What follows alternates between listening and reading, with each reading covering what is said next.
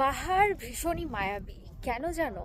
কারণ এই যে পাহাড়ে হঠাৎ হঠাৎ করে রোদ, হঠাৎ হঠাৎ করে মেঘ, আবার কখনো কখনো বৃষ্টি, তার সাথে কুয়াশা, এটা যে কি একটা অনুভূতি। আর এক একটা টাইমে পাহাড় যেন এক একটা অন্য অন্য রূপ ধারণ করে থাকে।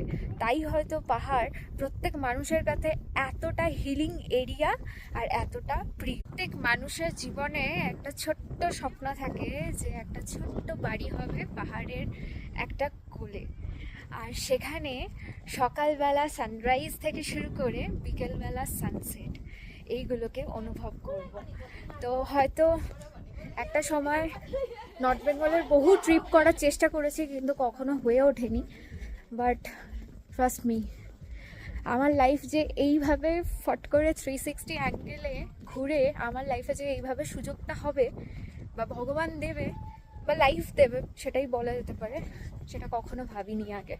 তো যাই হোক, thank you for to universe always.